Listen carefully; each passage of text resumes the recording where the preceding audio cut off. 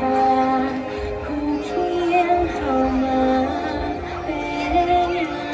น้อยไปสิเข้าไปทางไหนหาพี่ที่พาจากไปเจ้าเป็นดอกไม้บ่อยู่อ่ะ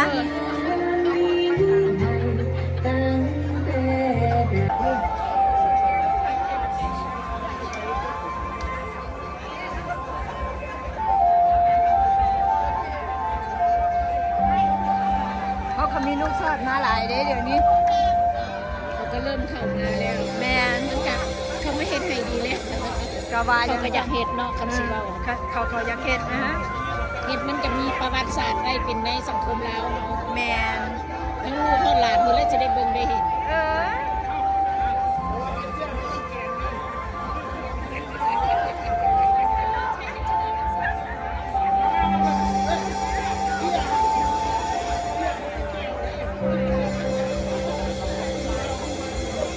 อยู่นี่ยังดีเด้สมัยปลดปล่อยใหม่ๆหั่นน่ะไปพาเด็กน้อยฟ้อนจังซี่แหละนะอยู่บ้านเขาได้เห็นนำเด็กบ้านมีสติ๊กก็บ่มีข้าวแป้งก็บ่มีเขาเอาเงินเขาซื้อเองนะเขาเอาลายนี่เพิ่นก็ว่าไทยสังคมว่าค่อยหากันมาว่าปี90ก็ยังอยู่ในพระเจ้าลายเหตุการณ์เด้ทั้งหอมทั้งหอม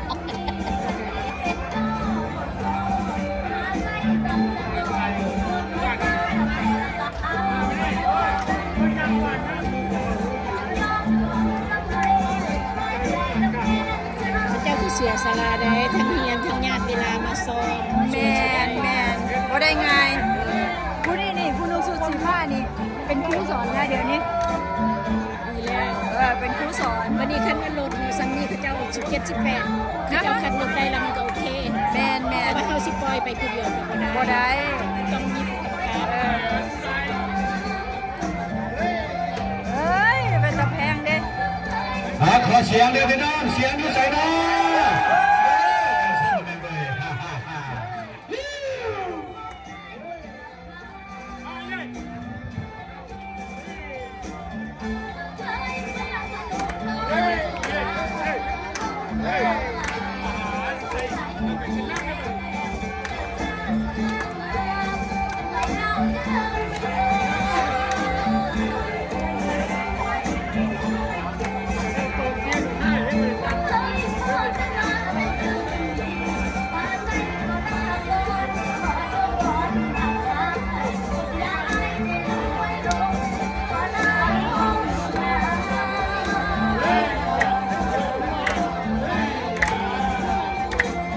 นี่สองเลยน้องนี่เป็นพ่อหน้าคือกันสองเลยน้องอันแล้วผู้เป็นนักสังขารกับผู้ตู้สองเลยน้อง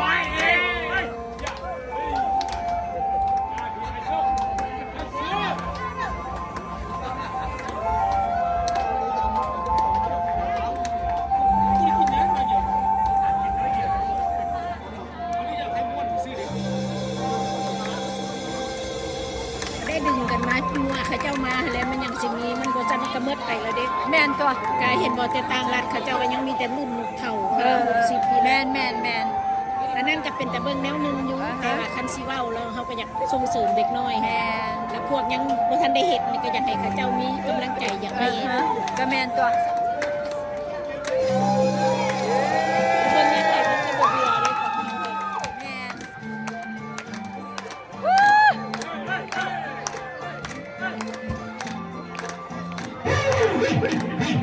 เสียงตรงนี้ไปน้ำแน่ก็ได้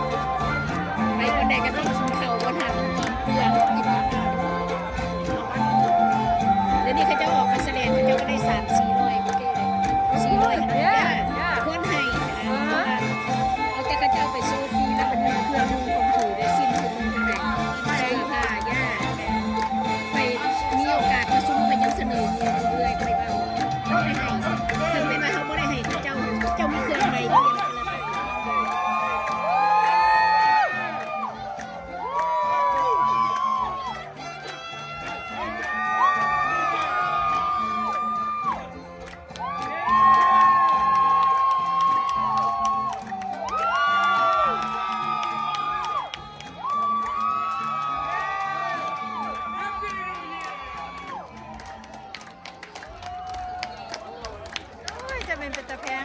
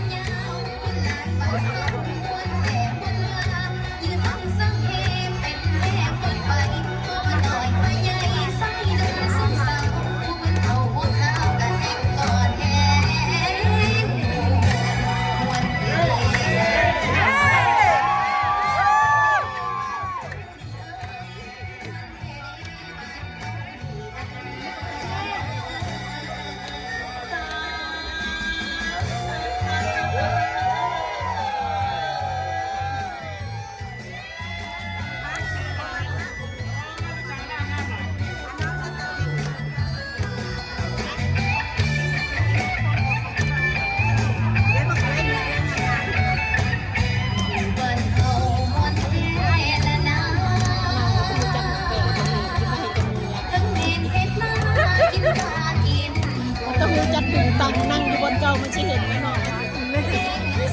ใส่กับปากขอทนมีความสุขเหลือล้นบ้านเกิดเมืองกองนอนบ้านเกิด เอางานที่ได้ราคานี่คือจะดีใจแล้ว ก็มานั่นแหละ ได้จับได้กี่ได้ หาเงินให้ใส่นี่แหละ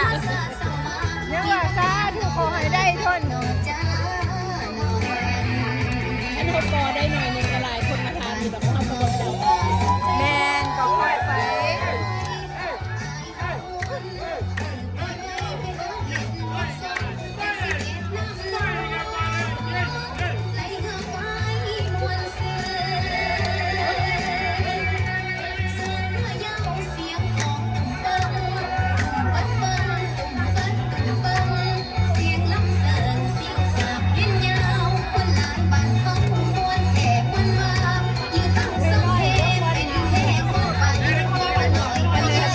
ใส่ท่อขนาดนักสิมุดแล้วนะ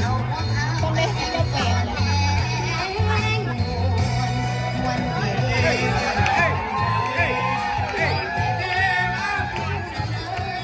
เป็นตะแพงอีหลี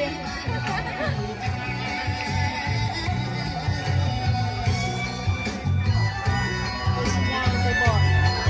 พระเจ้าให้แปลงของเราบนระบบชีวิตเนาะ เออ นอนอยู่ได้เนาะ ทั้งว่านั่นแหละ นี่มันมี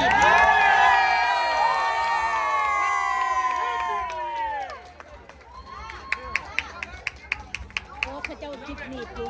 โอเค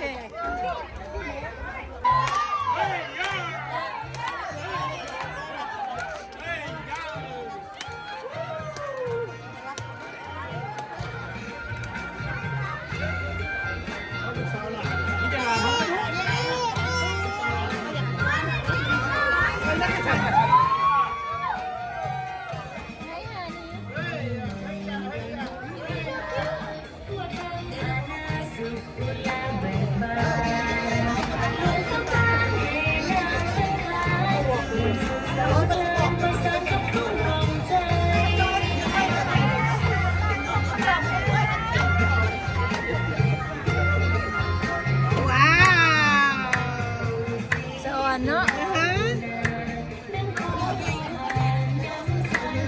I know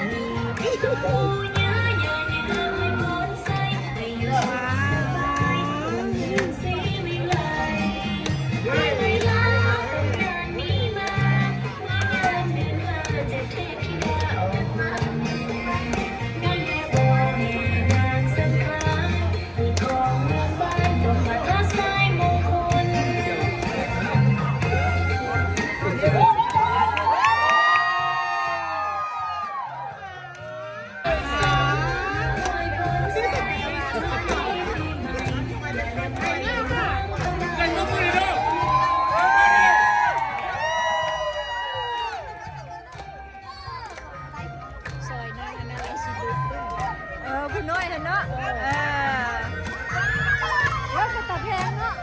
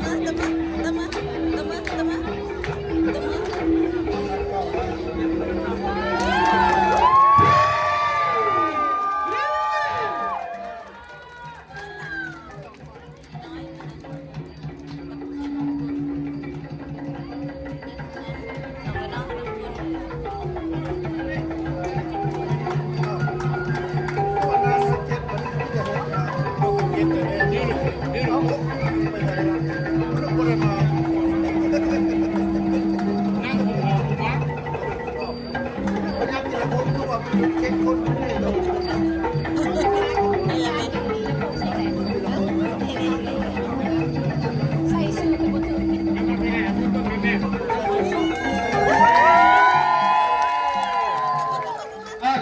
ขอเสียงพี่น้อง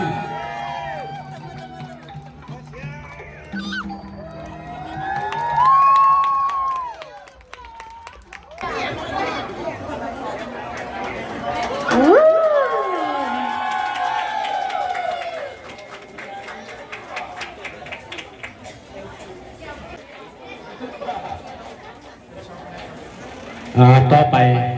I'd like to invite Mr. and Mrs. Sopun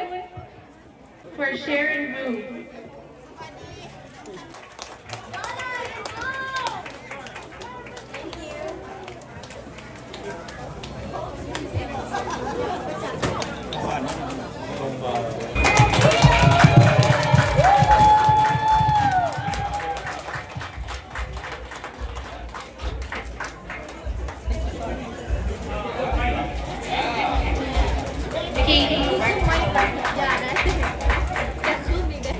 'Next, I'd like to invite Miss Pomo-chan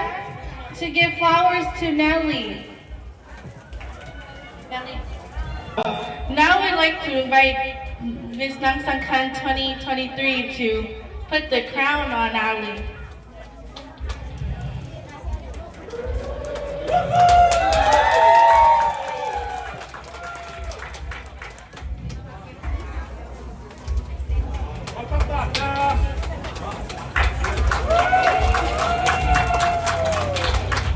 เสียงอย่าบัดขาดพี่น้อง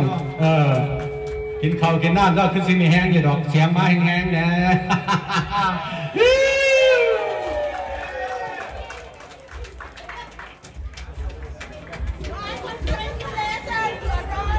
Thank you. Thank you. Thank you.